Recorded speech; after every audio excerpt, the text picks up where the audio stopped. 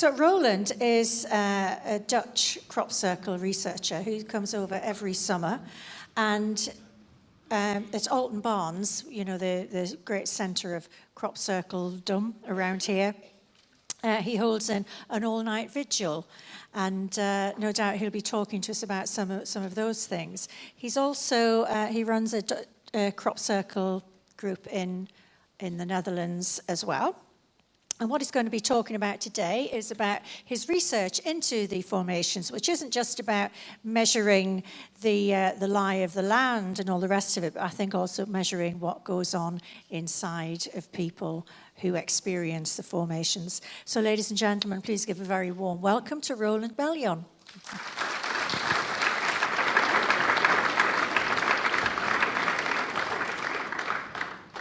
Thank you very much. The lecture is called Crop Circles, the Chase Goes On, and to show you what this chase is all about, I'm going to show you a little piece of footage just now. It's about 2 minutes.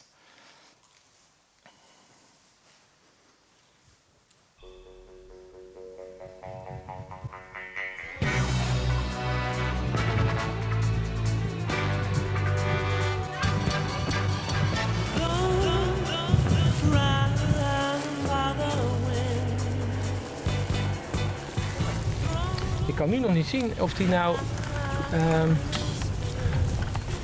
of zo'n krul is, of dat het gewoon andere nieuwe cirkels in het midden zijn.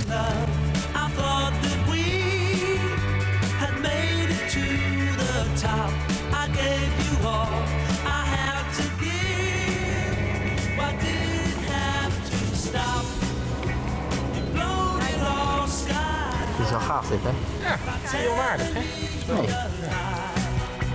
Without a reason why you've blown it all sky high.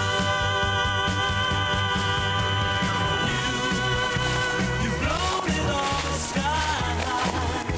I love that wings to fly. We could have touched the sky. You've blown it all sky high.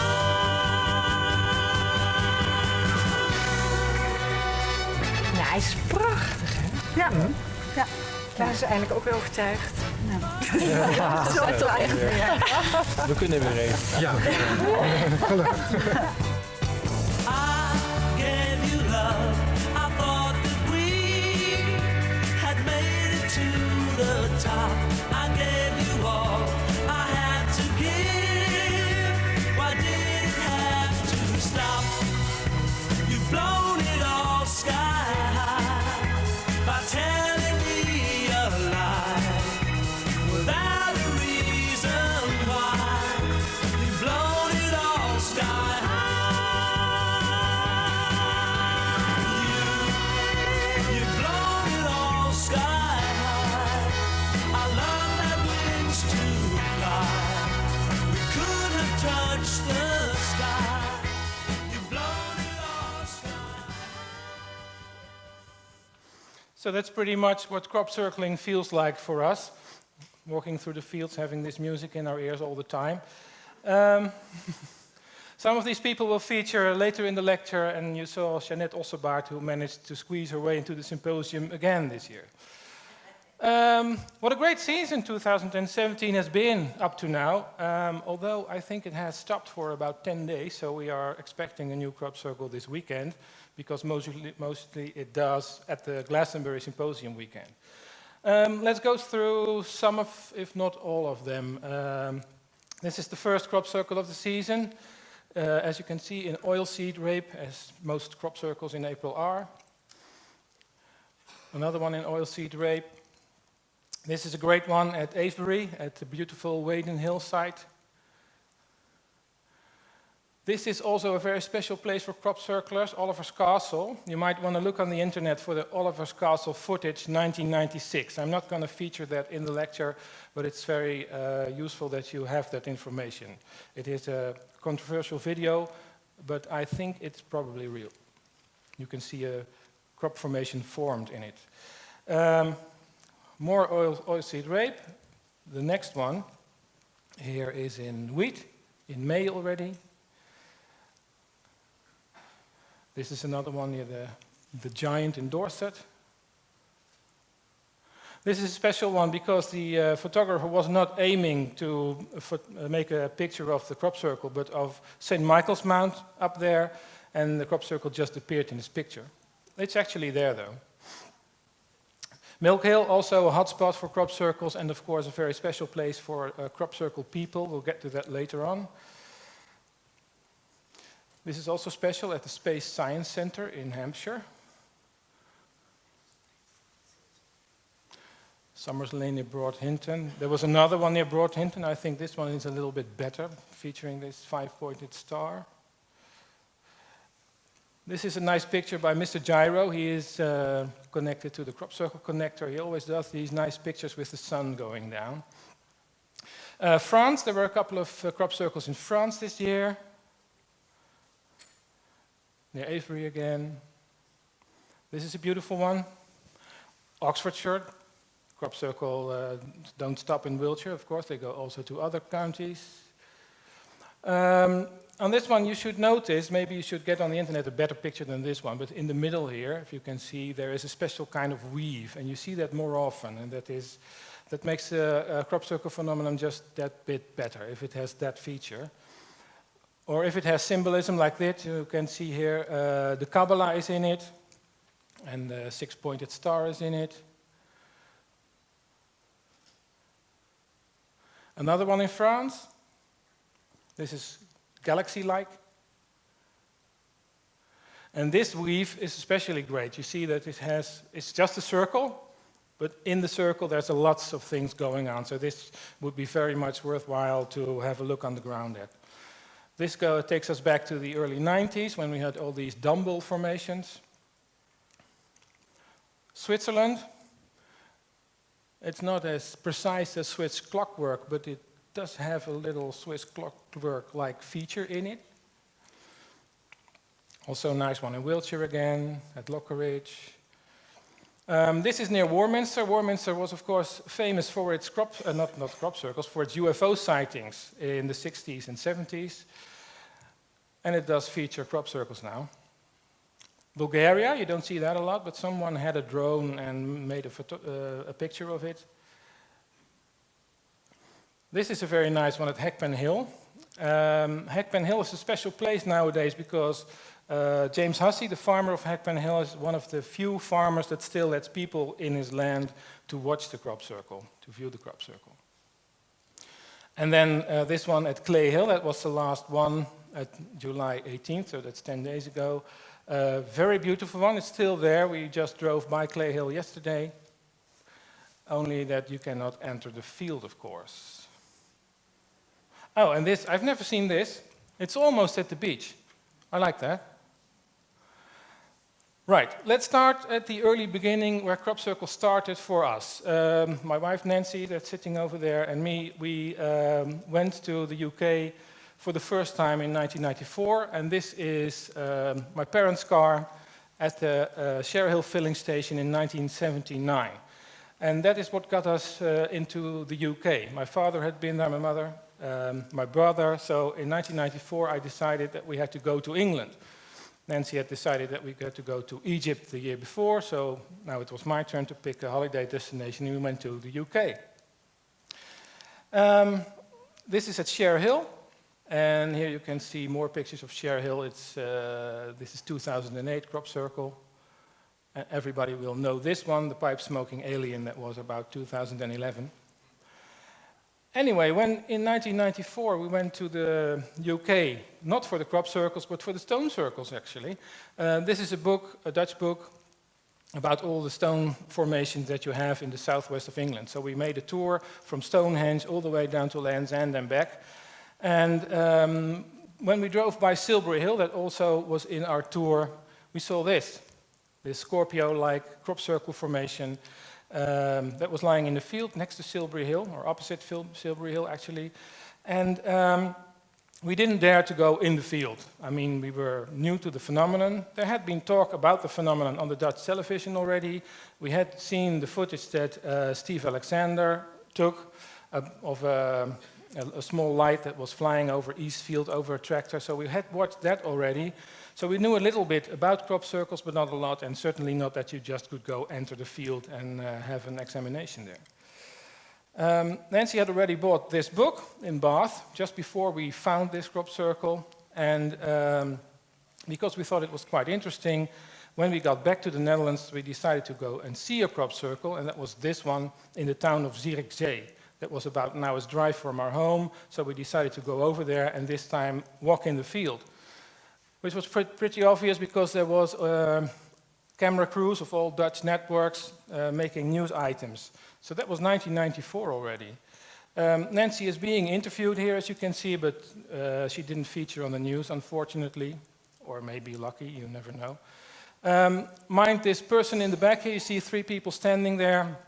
In the middle is Herman Hegge. And Herman Hegge, he's on the left over here, is the founder of the Dutch Center for Crop Circle Studies. He's not doing really well right now. He's quite ill. He's in the hospital, so our prayers are with him. But everything that Nancy and I do on the field of crop circles and everything that we do on the field of spirituality and frontier sciences, that is because of him. Next to him you see Busty Taylor. He's also a very noted crop circle researcher from the early 90s. And Herman Hegge invited him over in 1995 to give an introductory talk about how you should form a Center for Crop Circle Studies, because Busty Taylor already was in the Center for Crop Circle Studies in the UK then. And when the Center for Crop Circle Studies was founded in the Netherlands, the first thing that we did was, of course, gather and have a talk about what is the best way to examine crop circles, to research crop circles. After a long sit in the sun, we decided that the best thing that we could do first is to establish what it would look like if a crop circle was made by people, because then we could distinguish, we thought, what a crop circle made by people would look like and what a so-called genuine crop circle would look like. So here we are at a farm in the northeast of the Netherlands, measuring and stomping down the wheat. And we found out later, after a bit of meditation, that it was actually a very poor attempt. This is what the crop circle looked like. So we thought, okay, this cannot be done by people. Well, actually it can be done by people, but it's very hard work. You have to practice a lot, and you almost never find crop circles that look like these are the practice ones. You always see the perfect, ready ones. So that's what we found out about that. And this is the Center for Crop Circle Studies. I think this was 2004. You see a couple of important people on this picture. On the left here, bottom, is Eltjo Hazelhoff. I will talk about him later. Next to him is Jeannette Ossebaard, who is also still in the Dutch Center for Crop Circle Studies, and Bert Janssen. They all featured on the Glastonbury Symposium already a couple of times, and on the right side is Nancy, who is going to talk next Sunday. This is Zef Damen. He is noted for his crop circle geometry work that he does. He has a website on the internet. It's very interesting. You should go and check that out. And of course, this belongs also to the crop circle phenomenon, a little, or let's say a big orb on the picture. This is the Dutch Center for Crop Circle Studies nowadays. It's a little bit bigger than it used to be. Somehow something is going great for crop circles in the Netherlands. And as Sheila told you, I am nowadays the chairman of the Dutch Center for Crop Circle Studies. Now we go back in time a little to talk about the good old days. So we didn't have internet. Well, we did have internet, but that was very poorly laid out. We had no mobile phones, and we certainly didn't have satellite navigation in the car. So what I did was I climbed on top of the car to find crop circles in the field. And the first time that we actually went for the crop circles to the UK, that was in 1995, the first year that we were at this symposium, which was in the assembly rooms back then. And we wanted to find the crop circles, which was very hard, of course. So we went to the Glastonbury Experience just next door here, and there we found a man called Roeland Beljon, and he was the organizer of the Glastonbury Symposium the first years. So we talked to him and said, okay, Roeland, you know about crop circles, obviously. You organize a whole symposium about it. Where are these crop circles? And he said, well, look through these, you go to Hampshire and you find these little towns called East Meehan, and he mentioned 4 or 5 names that we had never heard of, and probably most of you have never heard of those places either. Anyway, so we went to Hampshire and took long drives through the countryside, looking for these crop circles, climbing on top of the car. One of these crop circles that we were looking for was the one near East Meehan. And we had been driving around for 2 hours, I think, and then we thought, well, let's give up. We go to the next one. It's just not going to work anymore. So just when I wanted to drive off, I had a last look between the trees, and I saw this. In the bottom of the field, you could see this very nicely laid out crop circle, very crisp. So this was, let's say, a life-changing experience for us, one of many that were to come. This was a very great experience. It was sunny weather, of course, but this crop circle was so exceptionally beautiful that here's an aerial of it, that we decided to make this our company logo years and years later, and that's what it looks like.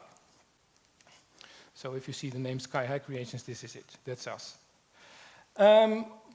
Let's go to the chase. This lecture is called Crop Circles, The Chase Goes On.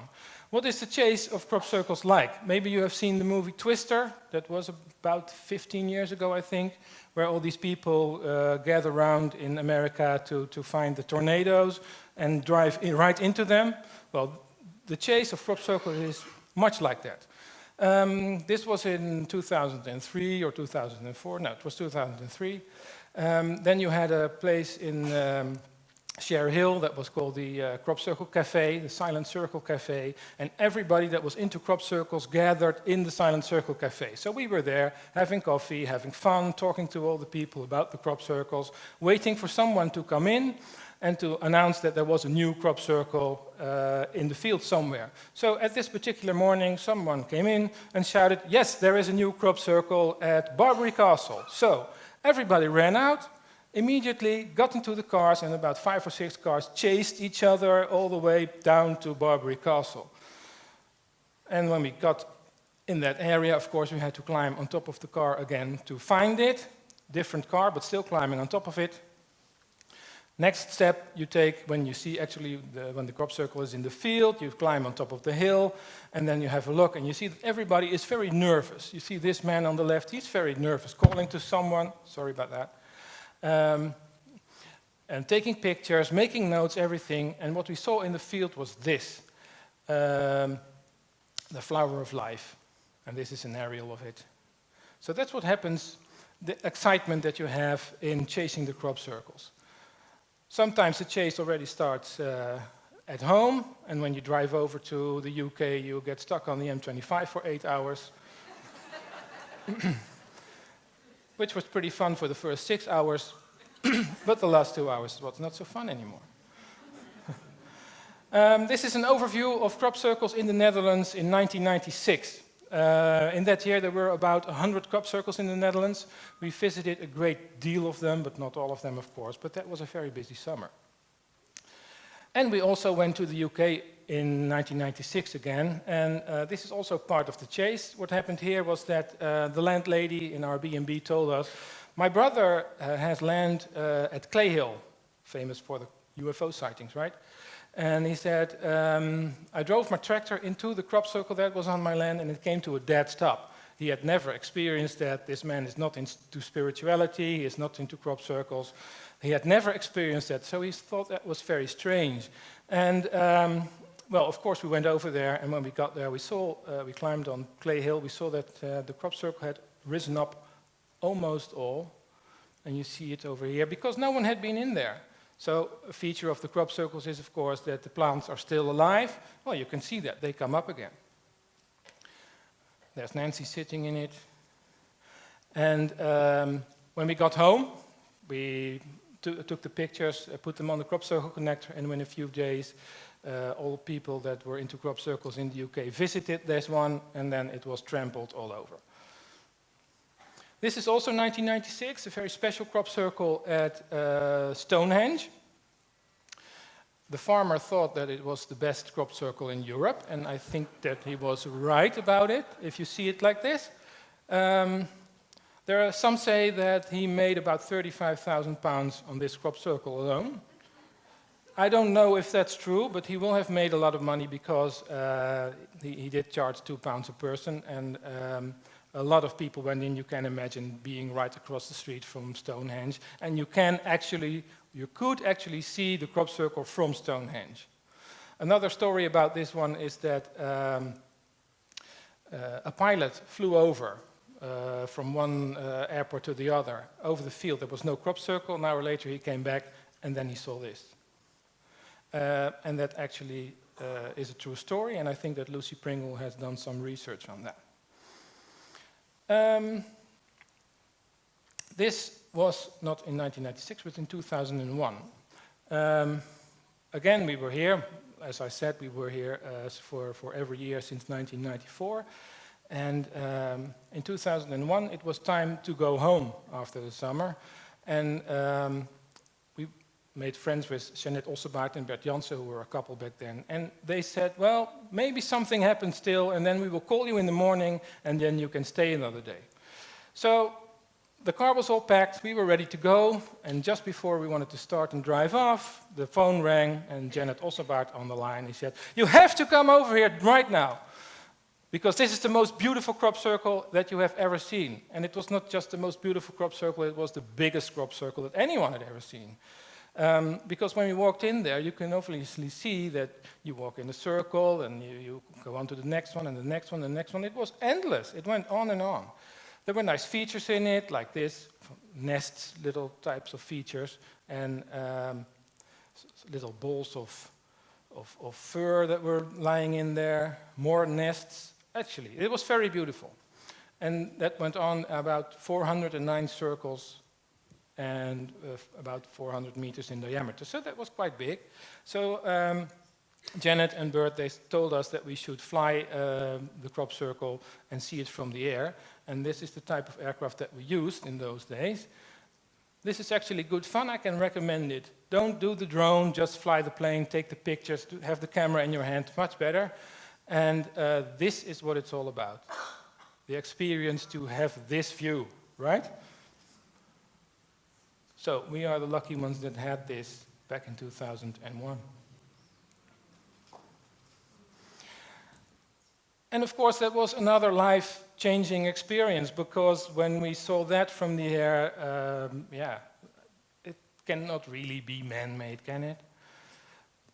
This is a picture of Avery that I took in the same flight. Later we started using more comfortable aircraft. And sometimes it can be a little dangerous doing these flights, because at some point Bert Jansen and I, we flew at the same time, but not in the same aircraft, of course. So I decided to go this way, he decided to go that way. And then when we were above Avery, the pilot said to me, oops, I'm sorry. And I heard a plane whizzing by, vroom, like that. And Bert Jansen was in the other one, and he just took this photograph of me in my red jacket in the back of the plane. So that would be a near miss in aircraft terms. This is also what it's all about. In the early days, of course, we tried to get proof of what these crop circles were all about. We were very much into the question, is it man-made or is it not? So what did we do? This is a crop circle in our hometown, or at least we lived in this town for a bit, not anymore.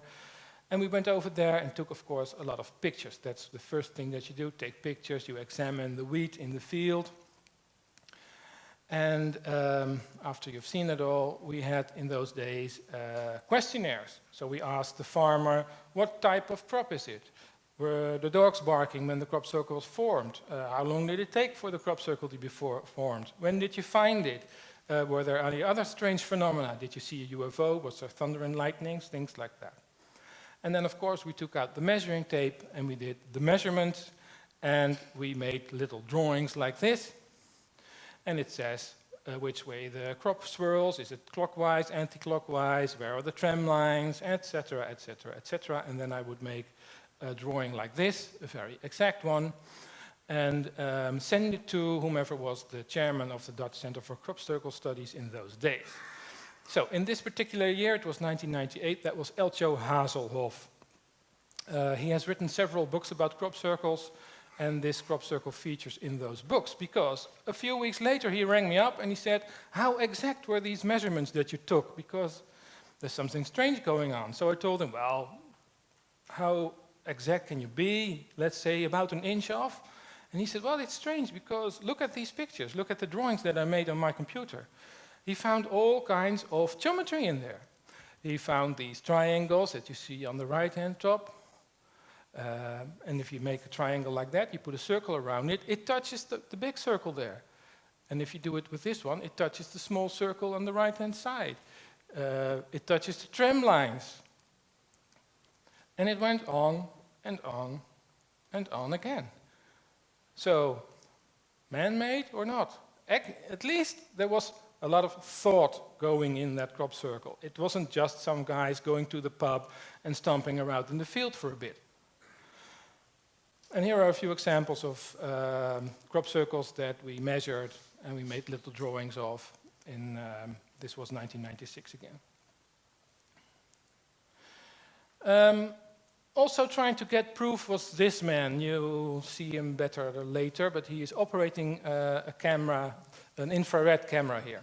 It's Klaas van Egmond. He was the director of the Dutch Center, the Dutch Environmental Assessment Agency, which is a government type of agency. And he thought, well, if someone would get sick or die from eating bread that was made from a crop circle, then the government would tell me, Mr. van Egmond, you should have known about it. So he made it his business to know what these crop circles were all about, but where it would come from, if it would actually be dangerous. But to be able to have a real university study, he would have to prove first that there is actually a phenomenon going on. So the first thing that he did was take these infrared cameras through the fields in the early morning in Wiltshire, at fields where he would be absolutely sure that somewhere in the season there would actually be a crop circle.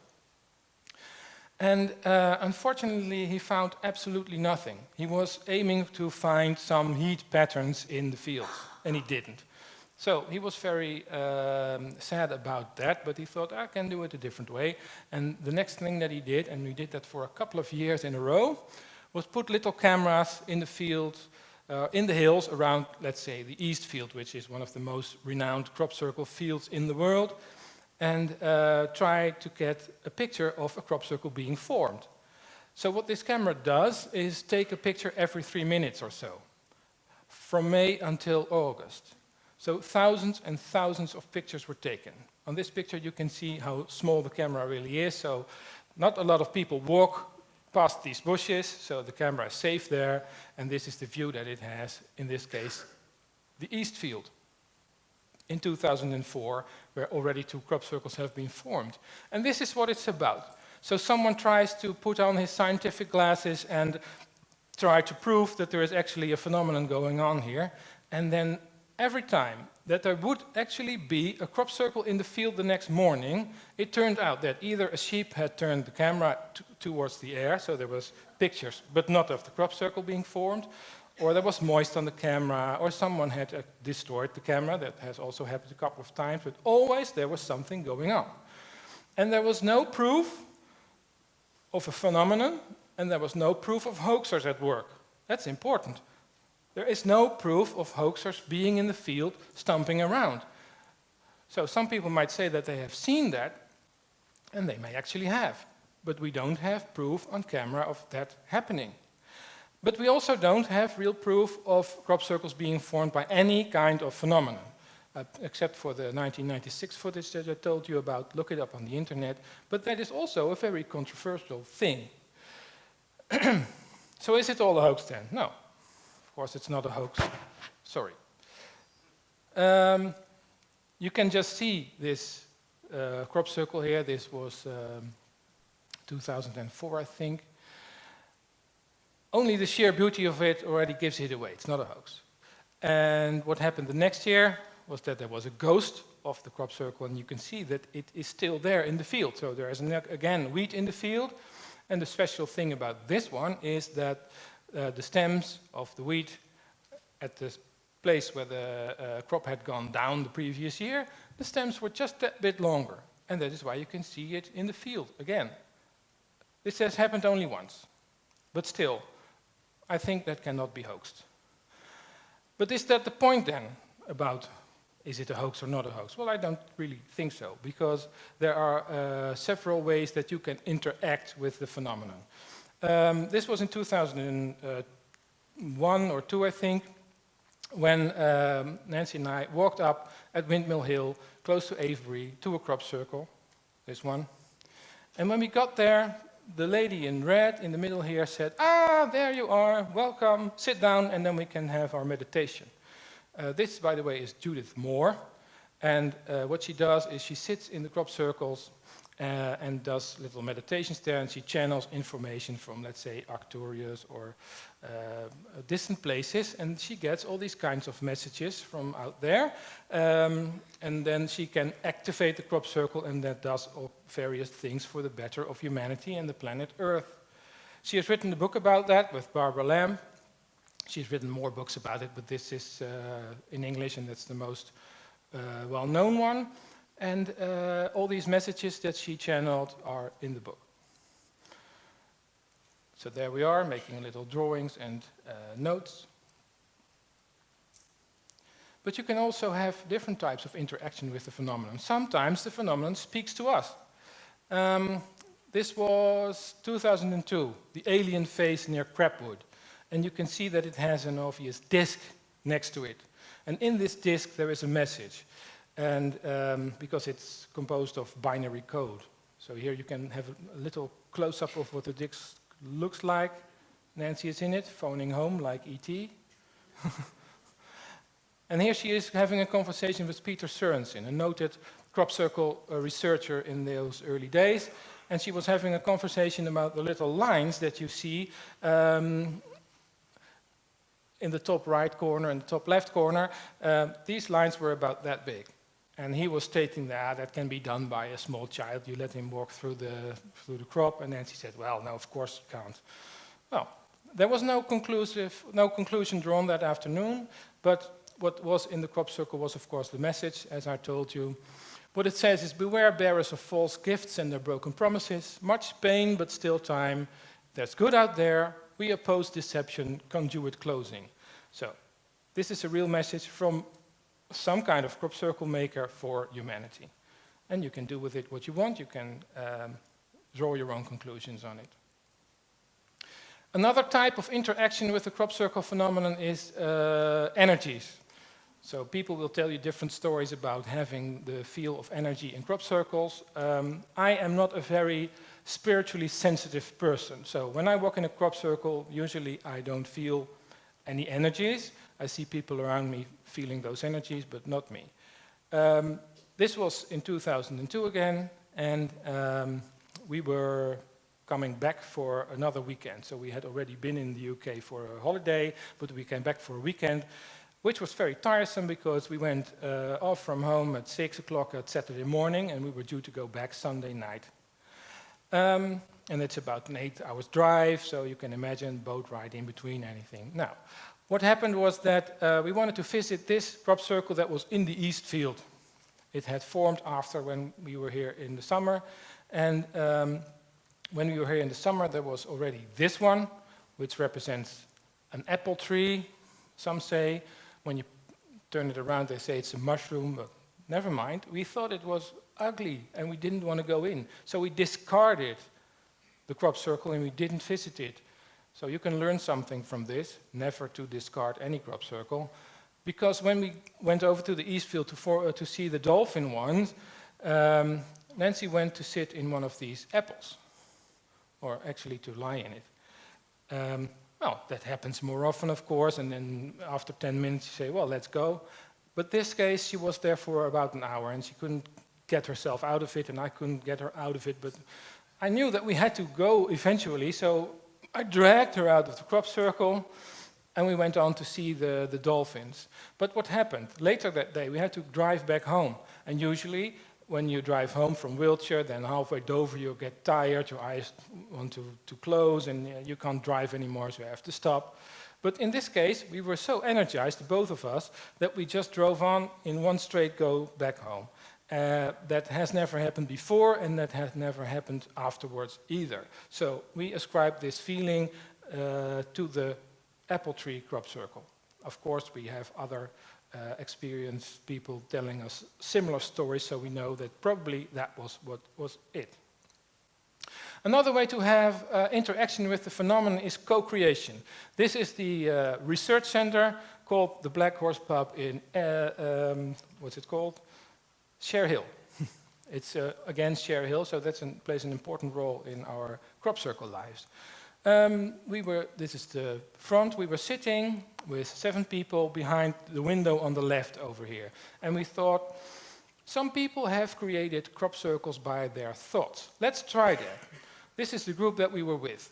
So you see Nancy sitting here, Jeannette Ossebaard, Klaas van Egmond, who did the research with the cameras, his wife Dini van Egmond, Bert Jansen and his wife Heather Cluett.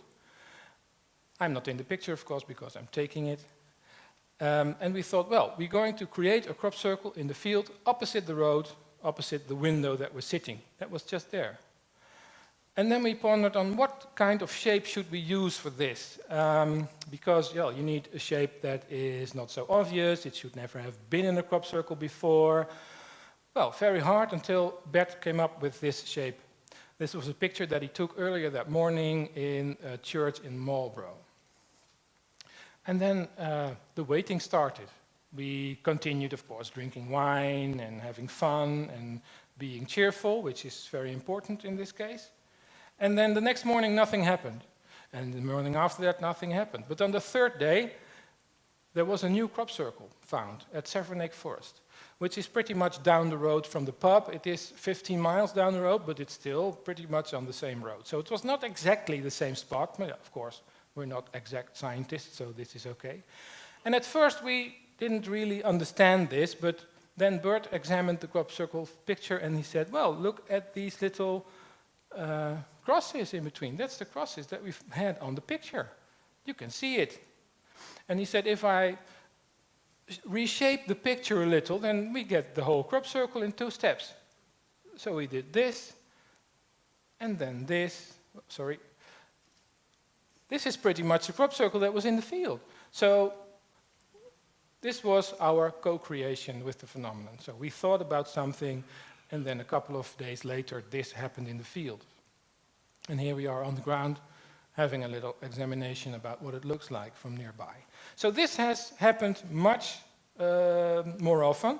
This is a friend of ours, Annemieke Witteveen. She co-created the Goddess crop circle. This was in 2008. And then there was this Japanese guy, don't have a picture of him, but I do have a picture of his crop circle, Masao Maki. He came to the UK in 1999 to debunk the whole phenomenon. He thought, this rubbish, now it has to be all over. I'm going to prove that it's all a hoax. And then when he was here for a couple of weeks, he was totally around because actually he was a believer, and he thought, I can also co-create a crop circle. So he thought about a few things that he wanted this crop circle of his to have, and one of them was that it would have a Japanese kind of shape. And that it was west of Silbury Hill, where he was doing his meditation. He had a couple of more of these things that he features that he would want to find in the crop circle the next day. And actually, in his case, the next day, this happened. This origami-shaped crop circle, west of Silbury Hill. So more people have had this experience. This is a crop circle in 2008 in Southfield, opposite Eastfield. And well, this is a nice one in itself. And Bert Jansen had a group of people over, crop circle tourists, let's say, and they were on the parking lot of Neb Hill, sitting there early in the morning, about 6-ish, and they were looking at the field, Southfield, but they couldn't see anything. There was a large mist hanging around it. So when they got to the parking lot, there was no mist yet, and they could see the Southfield seeing this. Then there was this mist, and about an hour later, the mist got up, and it looked like that. And they had been talking about, wouldn't it be nice if, you know how that goes, and then this happened, so co-creation. Another form of interaction is the orb phenomenon, which is a phenomenon in itself, but it seems closely connected to the crop circle phenomenon. This is a field near the town of Hoeven in West Brabant in the Netherlands. There are lots of crop circles there every year, and also circles in the grass like this one. We went to visit it. It was 1995 with Bert Jansen and Jeanette Ossebaard. And when we wanted to leave, we took some pictures, and then these orbs appeared in the picture. Now, first we saw little ones, and then we saw little bigger ones, and every time that we thought, okay, now we have it, we want to go, it was cold, more of these orbs appeared in the pictures. Trying to touch the car, flying around. And of course we were happy and cheerful the whole afternoon. So this was a very nice experience for us, and all the time looking at these cameras and seeing these orbs. Now, I do admit it was a moist day. It was actually raining a bit, but not always when it's raining you photograph these orbs. So there is something going on, but we don't exactly know what. It's much like the crop circle phenomenon. And then finally we thought it was time to leave, and then we actually left. And this was one of the last pictures that Janet took. Another type of interaction is trying to get a new breed of wheat. This is Sjaak Damen. He is a farmer in West Brabant. He has a lot of land which he grows wheat on. And although he never had a crop circle in his own land, in 2009 he took samples, wheat samples from a crop circle that was formed in the field of a friend of his, and he made some plots on his own land, and he grew the seeds again and again and again, every year. And by doing so, he created a new breed of wheat. He calls it Agnes, that's his daughter's name, and that is his new breed of wheat. And this is being examined now by the CZAV, which is a farming assessment agency in the Netherlands. And if this goes well, then in a couple of years' time, other farmers will be able to buy this Agnes type of wheat. Sorry. That would be nice, a crop circle in weed. Anyway, so this on the left hand here is the seed head in 2009, so the original one that he took the samples from. And then he grew it every year again up to 2015 here. And then you see that the seed heads get bigger throughout the years. So what he does, he calls it turbo wheat, which means that it has more yield than the usual wheat. And that is why he does it. And here I am at his testing fields, again with this little orb. Another kind of interaction that you can have with crop circles is meditation. A lot of people do it. You can do it in several ways. Of course, you can lie around or sit in a circle and then just absorb the energies, have a conversation with the crop circle, have a conversation with the crop circle makers, having a good time, which is a very important part of it. You can do it like this, or you can do it like that. But that is a very nice experience, and you should try that sometime. So you can look at the phenomenon in various ways. Some farmers think that it's a good idea to just point you to the crop circle, whilst others think that it's an act of vandalism and that you should keep out. And most farmers in Wiltshire, of course, nowadays try to keep you out. And if you don't, they cut out the crop circle altogether. And then last year, this happened. This is at a town called Ansty. It has not very people in it, not a lot of people in it, but it's a very small town near Salisbury. Now, this is a really beautiful crop circle, and really complicated. And at first I thought, that has hoax written all over it, because it was in a small field next to a farm shop. And the farm shop charged a couple of pounds a person for people to go and visit it. I mean, they must have someone make that crop circle for them so they could make a little money. But later it turned out that they didn't earn the money for themselves. They gave it to charity, and there was a whole conversation about it on Facebook and on the internet. of people for the hoax theory and people for the genuine phenomenon theory. And in the end, there is no proof for one nor the other. But again, never discard a crop circle just by having a look at it. You know, you say don't judge a book by its cover, and neither should you do that with crop circles. What you should do is just enjoy the phenomenon. Because it's just there for you. It's beautiful. You see it lying in the fields. You just go over there. If you can't go in the field, then you watch it from a distance or fly over it.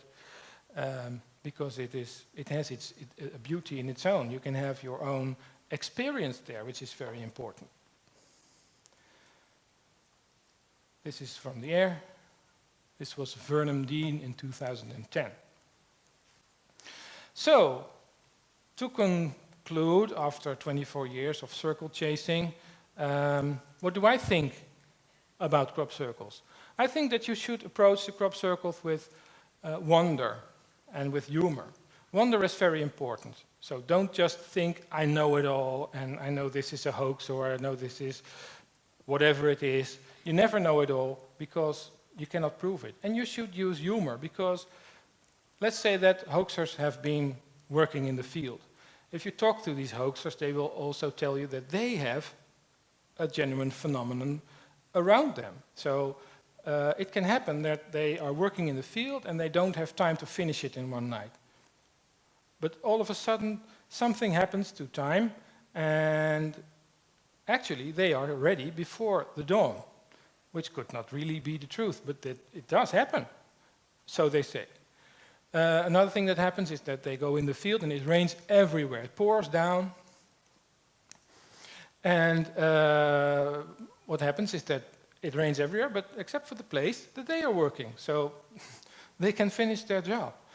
So man-made or genuine, I don't really think that is the point. So we don't look for that anymore. We talk about it, but it's beside the point.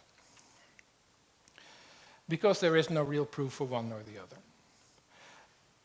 And as we saw in the class van Egmond with his cameras, the phenomenon doesn't want to get caught.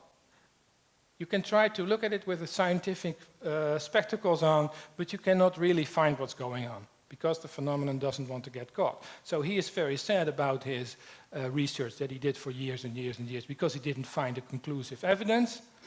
And I always say to him, well, you did find conclusive evidence, because there must be a phenomenon going on. The phenomenon hides itself. What happens here?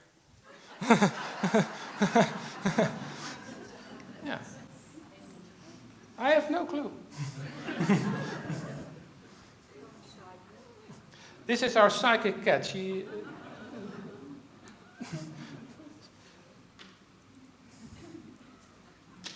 Oh, what can I do? Just stop the presentation altogether and start again?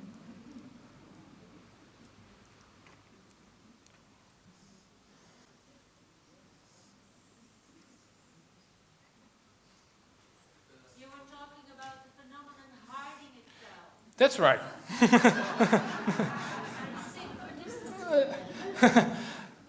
Yeah, well, I can still see here a small.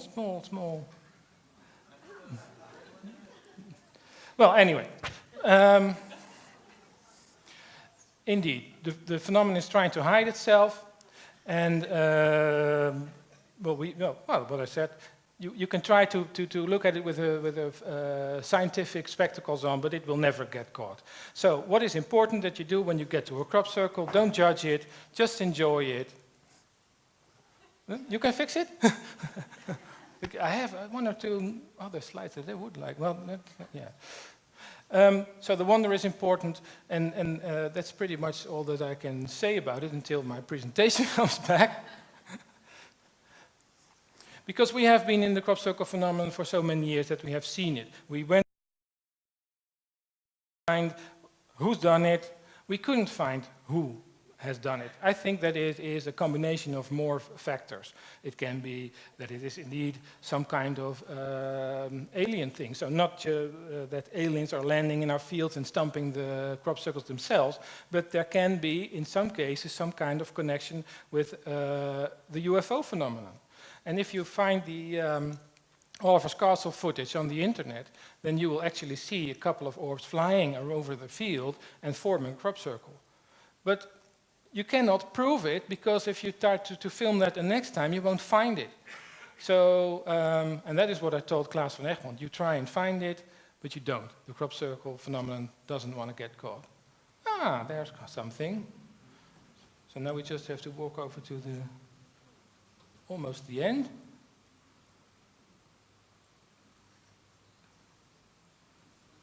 Yes, there it is. Yeah. Okay, thank you. Oh yes, that's what I wanted to say. Trust your own compass. You know, in the world today there's so many fake news.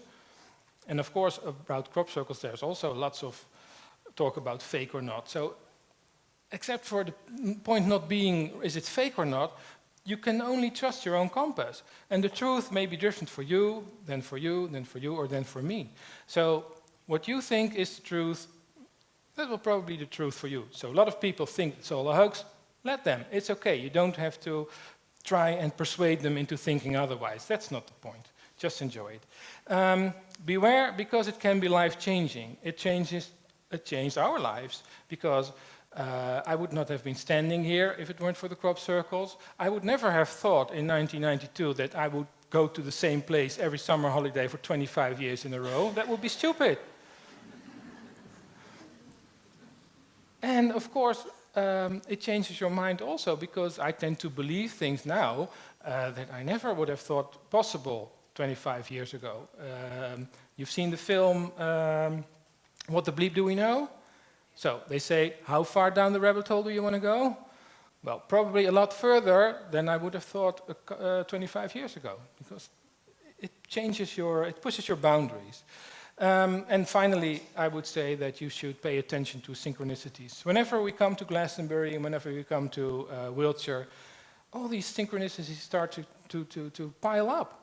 We meet people that we usually don't meet, and these people mean something in our lives, and you can do something with that. Or you can just discard that as well and go on with your lives as you are used to, but pay attention to these synchronicities. It's important.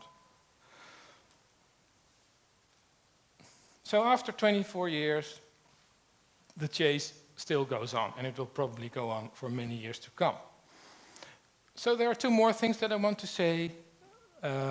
This is the Crop Circle exhibition. It's in the barn of the Alton Barns, how do you call it? The Barge Inn pub in Alton Barns. If you get the chance, try and visit it. And if you get the chance, make it that it's August the 2nd, next Wednesday, because you can go here in the daytime, and then at night you can go to the Coronation Hall, where we have a whole night about crop circling. So if you want to learn more about crop circling and have different points of view than just mine, because we have Philip Ullens. He is the owner of the Hen Shop in Avebury, but he's also a crop circle photographer, and he has many stories to tell about his flying around the countryside, taking crop circle pictures. We have Randall. He is a visual artist, and he has been researching crop circles for 20 years already. He came to the UK for the first time, I think, about 7 or 8 years ago, and he will talk about the phenomenon from his artist point of view. Michael Glickman, he is one of the first people to get geometry from the crop circles. He has spoken at this symposium in the early days. We have Lucy Pringle, who is a noted crop circle photographer for many, many years, and I think she has a stall here in the hall. James Hussey, as I told you, he is one of the very few farmers that still lets people in his land to look at the crop circles. And finally, we have Gary King, who was one of the 3 witnesses to witness the 777 event, which was a crop circle forming in the East Field in 2007. So this is in Alton Barns, near the Milk Hill White Horse, which you can see just in the top left-hand corner. And that is next Wednesday. And if you want to find some flyers about it, they're down the hall, and then you can just come over and have a look.